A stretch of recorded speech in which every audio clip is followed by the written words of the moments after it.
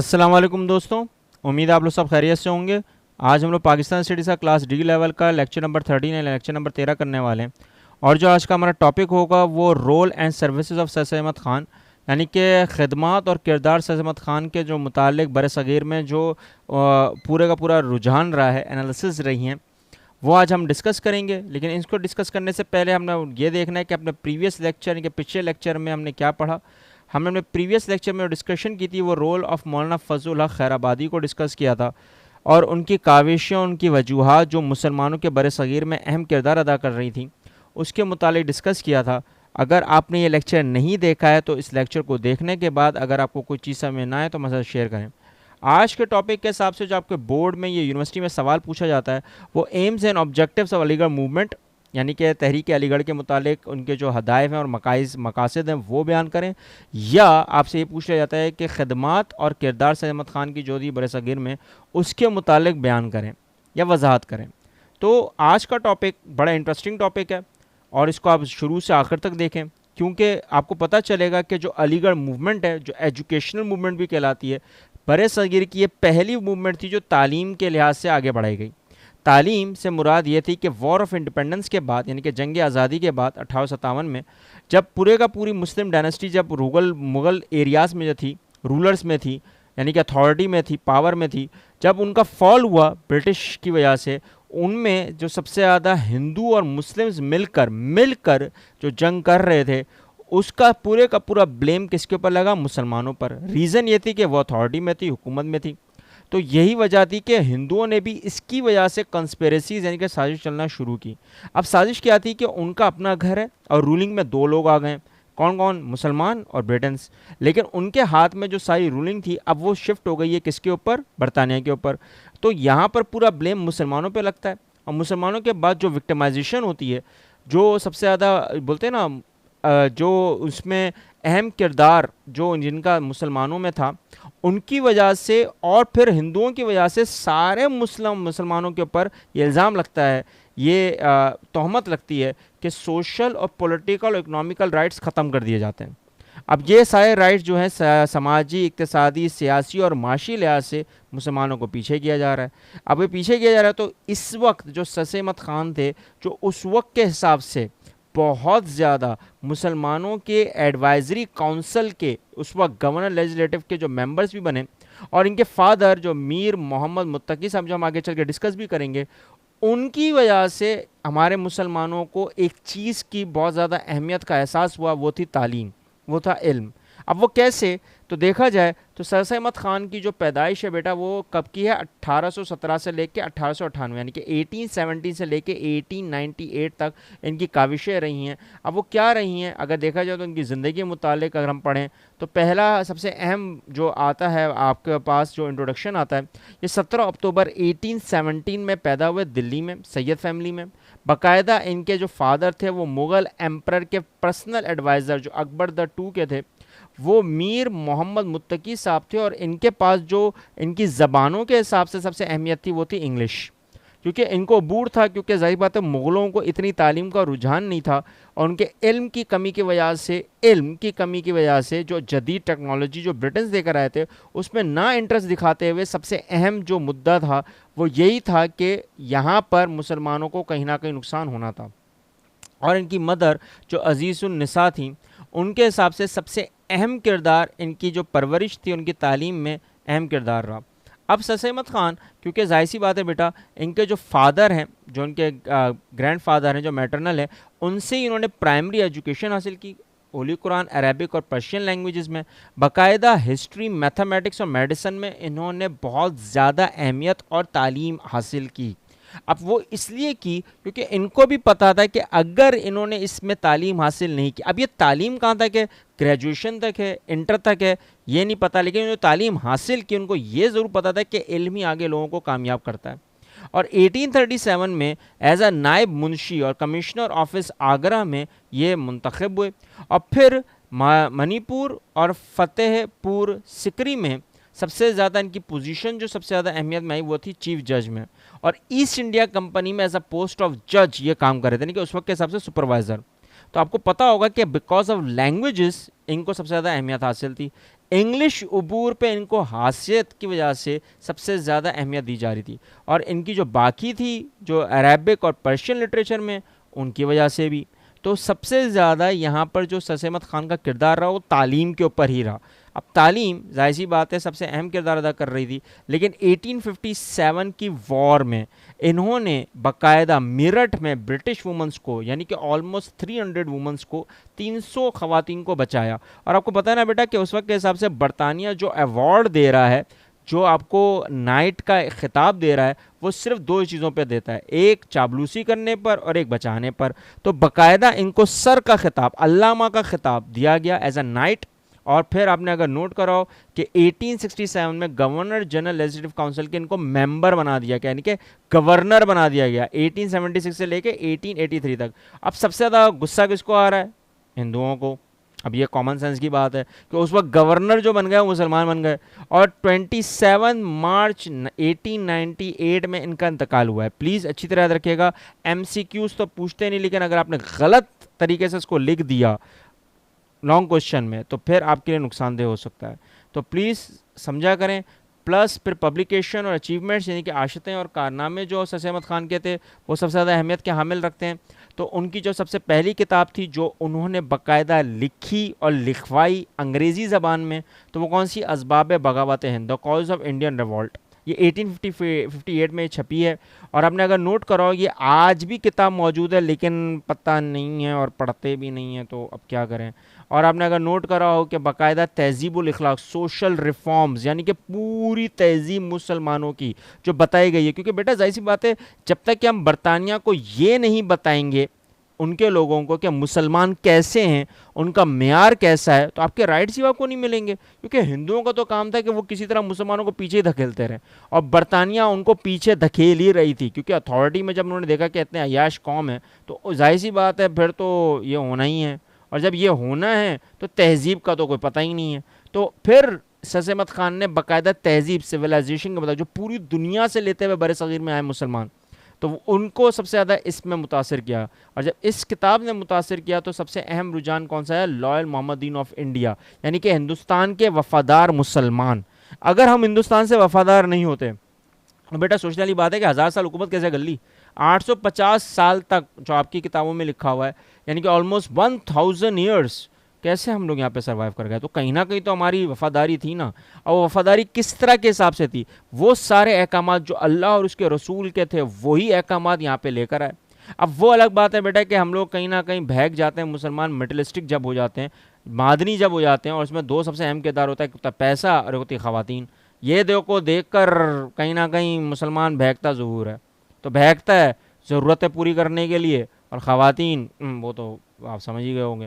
تو یہ ایک سب سے اہم ہے کہ تو اسی کے حساب سے پھر انہوں نے ایک سائنٹیفک سوسائٹی قائم کی، کب؟ 1863 میں، اور رننگ کب ہوئی؟ 1864 میں۔ اور ان کی جو یہ اسٹیبلشمنٹ تھی، جو ان کی یہ رجحان تھا سائنٹیفک سوسائٹی بنانے کا، اس کے 2 ہی پرپس تھے۔ ایک وہ ساری فارسی اور عربک کی کتابیں انگلش میں ٹرانسلیٹ کرنا جو مسلمانوں کی ہیں، اور جو انگلش کتابیں ان کو ٹرانسلیٹ کرنا فارسی اور کس میں؟ عربک میں۔ اور سب سے اہم کردار جو یہ تھا دوسرا کہ وہ سارا بلیم جو مسلمانوں پہ لگا ہوا ہے اس کو اتارنا۔ اب اس کو ختم کرنے کا رجحان یہ ہوگا کہ جب تک کہ ہم چیزوں کو آگے نہیں پہنچائیں گے جو مسلمانوں کی اور ان کی جو برطانیہ کی جو چیزیں وہ مسلمانوں تک نہیں پہنچائیں گے، تو پھر یہ جو تعلقات ہیں یہ آگے بڑھ پانے کے حساب سے ہیں ہی نہیں۔ اور جب ہیں نہیں تو سب سے زیادہ اہم کردار کیا آتا ہے کہ اسی کے فوراً بعد علی گڑھ انسٹیٹیوٹ گیزیٹڈ ہوا، یعنی کہ ایک آپ کو پرفارما ملا۔ اور 1866 میں یہ علی گڑھ انسٹیٹیوٹ کی جب رجحان آیا تو انہوں نے سب سے پہلا اسکول قائم کیا، کون سا؟ محمدین اینگلو اورینٹل اسکول، جب آیا 1875 میں۔ اب یہ جو اسکول بنایا گیا یہ سب کمیونٹی کے لیے بنایا گیا، لیکن خاص طور پہ کس کے لیے بنایا گیا؟ مسلمانوں کے لیے۔ اور اس میں جو ایڈمیشن ہوئے کہیں لکھا ہوا ہے 20، کہیں لکھا ہوا ہے 200۔ اب اتنی کم تعداد میں اگر مسلمان تعلیم کے لیے آئیں گے تو ان کا یہ جواز بنا علماؤں کا اور اس وقت کے لوگوں کا کہ کہیں نہ کہیں یہ تعلیم بہکائے گی کس کو؟ مسلمانوں کو۔ جبکہ پوری انوویشن اگر دیکھا جائے، ریسرچ دیکھا جائے تو مسلمانوں کی ہے۔ چاہے کوئی بھی سبجیکٹ اٹھا لیں آپ، میتھس، سائنس، کوئی بھی، کامرس، اس میں سب سے اہم کردار مسلمانوں کا رہا ہے۔ اور ہم ہی مسلمان اس وقت یہاں بول رہے ہیں کہ نئی تعلیم حاصل ہی نہیں کریں، اور اس کی کو حاصل کرنے کے بعد انگریز آگے بڑھ گئے۔ تو ہم لوگوں کو یہ ساری باتیں سکھانے کے عمل میں سب سے پہلا اسکول جو سر احمد خان نے بنایا وہ کون سا تھا؟ محمدین اینگلو اورینٹل اسکول، جس کو عام لفظوں میں ماؤ اسکول بھی کہا جاتا ہے. اور اسی کے 2 سال بعد اس کو بنا دیے، اس کو خطاب مل گیا کس کا؟ کالج کا. اب 1877 میں باقاعدہ یہ خطاب مل جاتا ہے کالج کا. تو بیٹا ایک کامن سینس کی بات آتی ہے کہ یہاں پہ مسلمان اور زیادہ ہونے چاہیے، لیکن سب سے کم مسلمان یہ صرف 40. اب میجر کتابوں میں ساری باتیں نہیں لکھی ہوئی، لیکن جہاں تک میں نے ہسٹری کی کتابوں کو پورا نوٹ کیا تو اس میں صرف 40 اسٹوڈنٹ. حیرانی کی بات ہے کالج میں صرف 40 اسٹوڈنٹ، اور ہندوؤں کے حساب سے 400 اسٹوڈنٹ، انگریزوں کے حساب سے 375 یعنی کہ 376 اسٹوڈنٹس. تو اب وہی کیسے کوئی بات ہوتی نا، اس وقت بھی تعلیم کا فقدان اور آج بھی ہماری تعلیم اللہ ہی رحم. تو اگر آپ نے پھر ایک نوٹ کراؤ، پھر اسی یونیورسٹی کو آگے چل کے خطاب ملا کس کا؟ 1919 میں کس کا؟ یونیورسٹی کا. اب یہ محمدین اینگلو اورینٹل یونیورسٹی ہٹ کر ایوارڈ بن گیا کیا؟ علی گڑھ یونیورسٹی. اور میں سب سے اہم کردار کس کا تھا؟ مسلم لیگ کا. اب مسلم لیگ کے حساب سے پروفیسرز کرسچنز وغیرہ سب یہاں پہ موجود ہیں، پھر بھی تعلیم حاصل نہیں کر رہے. مسلمانوں کے اگر دیکھا جائے یونیورسٹی کے لیول کے حساب سے شروع میں بچے کتنے نکلے؟ صرف 80. کہیں لکھا ہوا ہے 150، کہیں چلو زیادہ اگر کسی نے اگر تحقیق کر لی تو لکھا ہوا ہے 500. اب یہ وہ تحقیق ہے کہ 500 اسٹوڈنٹ یونیورسٹی سے نکل رہے ہیں مسلمانوں کے. کتنا تعلیم ہے نا، کتنے علم کا کتنا اہم کردار رہا ہے. اب یہ وہ چیزیں تھیں جو ہم لوگ خود بہک رہے تھے کہ اتنے کم مسلمان کیوں نکل رہے ہیں. ریزن یہ تھا کہ بیٹا سب سے اہم بات کہ ہمارے دماغوں میں فیتھ یعنی کہ ایمان کا نصاب بہت زیادہ تھا. ہمیں یہ لگ رہا تھا کہ ہم یہ ساری چیزیں پڑھیں گے، کیونکہ اس وقت جو یہاں پہ سسٹم رکھوایا گیا تھا وہ کیمبرج سسٹم رکھوایا گیا تھا برطانیہ کا. اب پورا ماڈل سسٹم کیمبرج کا چل رہا ہے، چاہے وہ اسکول ہو، کالج ہو، یونیورسٹی ہو. اب وہاں پہ مسلمانوں کو لگ رہا تھا کہ ہمارا ایمان بہک جائے گا. حیرانی کی بات یہ ہے کہ وہ ساری ریسرچ جو مسلمانوں نے کی تھی وہی انگریز کر رہے تھے، اور اسی انگریز کو وجہ سے ہم لوگ آگے بڑھ رہے تھے ان کو سمجھنے کے لیے.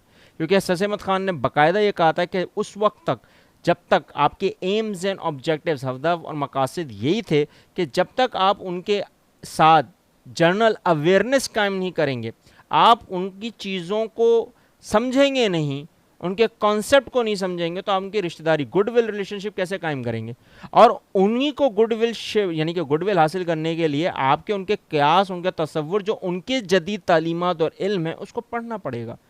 اور جب اس کو پڑھیں گے تبھی جا کے آپ ان کی سیاست کر سکیں گے، کہ ان کے دماغ کو آپ پڑھ لیں گے، آپ ان کی چیزوں کو سمجھ لیں گے.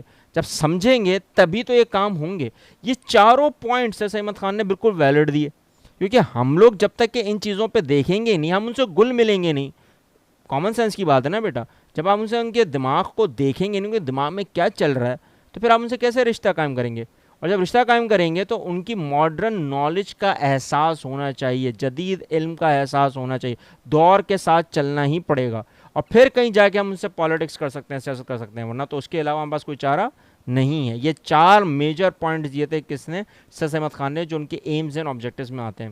اب یہاں پر جو سروسز تھیں، کامیابی اور خدمات تھیں، اس وقت کے حساب سے اگر دیکھا جائے تو ایجوکیشنل موومنٹ میں آپ کو پتہ ہے سائنٹیفک سوسائٹی بنائی گئی، پھر ماؤ اسکول آیا، پھر اسکول کو کالج بنایا، اور اسی کی پھر یونیورسٹی بن گئی علی گڑھ کی. اور یہ سب سے اہم کردار تھا سر احمد خان کا اور علی گڑھ موومنٹ کا، کیونکہ جس کو ہم بولتے ہیں تعلیم، تحریک تعلیم بھی. اب تحریک تعلیم کا مطلب یہ ہے علم حاصل کرنا. اور آج کی دنیا میں تو علم چھوڑ کے معذرت ٹک ٹاک بہت ساری باتیں بیگو، میں بہت ساری باتیں کر سکتا ہوں، لیکن مسئلہ اتنا ہے کہ ان کو میں لانا نہیں چاہ رہا، کیونکہ ہم لوگ ان چیزوں میں پڑھے ہوئے ہیں. اب تعلیم کے حساب سے اگر دیکھا جائے تو اس وقت سوشل اور پولیٹیکل کے حساب سے، اقتصادی، سماجی اور سیاسی لحاظ سے جو کتابیں انہوں نے لکھی سب سے اہم تھی وہ کون سی تھی؟ کاز آف انڈین ریولٹ، اسباب بغاوت ہند، اور لائل محمدین آف انڈیا، یعنی کہ ہندوستان کے وفادار مسلمان. اب انہی کو پڑھتے ہوئے جب برطانیہ نے دیکھا، انگریزوں نے دیکھا کہ ہاں یار کچھ تو ہے، تو انہوں نے پھر مسلمانوں کو باقاعدہ جاب اپرچونیٹیز دینا شروع کی. باقاعدہ مسلمانوں کا رتبہ جو گر چکا تھا، بیٹا دیکھو عزت آتی جاتی ہے، لاسٹ ٹائم بھی میں نے سمجھایا تھا، عزت آتی جاتی رہتی ہے. رتبہ اگر ایک دفعہ گر گیا نا پھر نہیں اٹھتا، پھر آپ کے چہرے پہ، آپ کے ماتھے پہ کلنگ لگ گیا، پھر آپ اس کو اٹھا نہیں سکتے.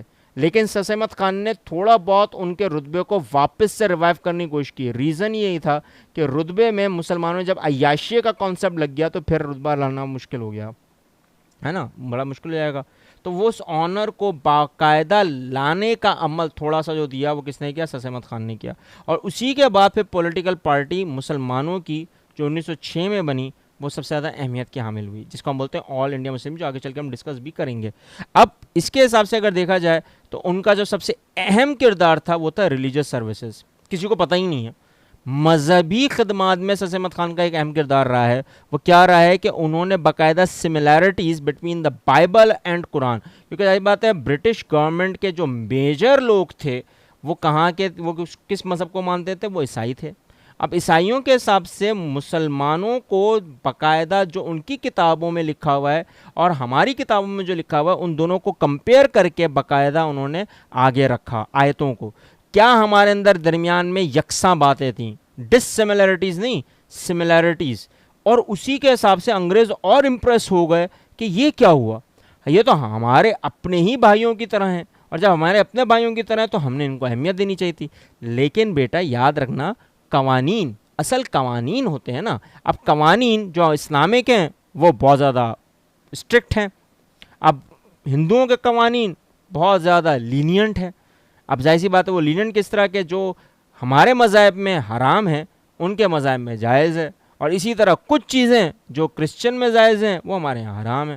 اب وہی دو باتوں کو کرتے ہوئے یہاں پہ سیاست پھر سے شروع ہو گئی، کہ مسلمانوں کے جو لاز ہیں وہ بہت زیادہ اسٹرکٹ ہیں اور حدود میں ہیں، حد میں ہیں، لیمٹس میں ہیں، تو پھر وہاں پر ان دونوں نے چیزوں کو جواز بنایا، اور اس جواز کو بناتے ہوئے سب سے زیادہ اہم کردار جو سر احمد خان کا تھا، اس وقت کچھ انگریز تو اس بات کو سمجھ گئے لیکن باقی نہیں سمجھ پائے۔ وہ یہ سمجھنے لگے کہ نہیں، قوانین اگر آ گئے تو مسلمانوں کے قوانین بڑے حد میں ہوتے ہیں، لیمٹس میں ہوتے ہیں، اور ان کے جو پنشمنٹس ہیں، جو ان کی سزائیں ہیں، وہ بہت زیادہ خطرناک ہیں۔ اب یہ زیادہ چیزوں کو دیکھ کر باقاعدہ سر احمد خان کے اوپر یہ ایک طریقے سے بلیم ہوا، اور بلیم ہونے کے بعد اس کے بعد ایک کنٹروورسی ہوئی جس کو ہم بولتے ہیں اردو ہندی کنٹروورسی۔ اب وہ 1867 میں ہوئی بیٹا، لیکن اسی اردو ہندی کنٹروورسی کے چکر میں ہم لوگ یہ چیزیں بھول گئے، ہم لوگ مسلمان یہ چیزیں بھول گئے کہ ہم نے علم حاصل کرنا تھا، ہمیں ان چیزوں کو سمجھنا تھا برطانیہ کر رہا ہے۔ اب برطانیہ جو کر رہا ہے اور اسی کے حساب سے ہندو جو ان کے ساتھ مل کر جو حرکتیں کر رہے ہیں، یہ ساری چیزیں ہمیں سمجھنی تھی، کیونکہ ہم جب تک کہ علم حاصل نہیں کریں گے بیٹا، تو پلیز اچھی طرح یاد رکھنا، علم اصل چیز ہے، علم حاصل کرو گے تو پھر پتہ چلے گا صحیح طریقے سے کہ کون کیا اور کس طرح کا ہے، اور جب اسی چیز کو آگے سمجھ کر آپ ان لوگوں سے بات کرو گے تو ان کے احکامات کو آپ کو پتہ ہوگا، ان کے آرڈرز کا پتہ ہوگا، ان کی چیزوں کا پتہ ہوگا، سب سے اہم چیز ان کے کلچر کا پتہ ہوگا، ان کی ثقافت کا پتہ ہوگا کہ وہ کس طرح کے ہیں۔ یہ وہ ساری چیزیں تھیں جو ہمیں پتہ ہونی چاہیے تھی، لیکن کیا وہ آج ہمیں پتہ ہے؟ اور پتہ ہے تو عمل ہے، اور اگر عمل ہے تو کتنا ہم اس کو سدھارنے پہ لگے ہوئے ہیں۔ یہ تینوں چیزیں ہوتی ہیں۔ اگر آپ کو کوئی چیز سمجھ نہیں آئی تو ہمارے ساتھ شیئر کریں، کامنٹ کریں، اور آپ کو کوئی چیز سمجھ میں پتہ ہو یا آ گئی ہو، جلدی آ گئی ہو، تو ہمارے ساتھ شیئر کریں، کامنٹ کریں۔ اس چینل کو سبسکرائب کر کے ان لوگوں، ان بچوں تک پہنچائیں جن کو ان کی ضرورت ہے۔ ملتے ہیں نیکسٹ لیکچر میں، اللہ حافظ۔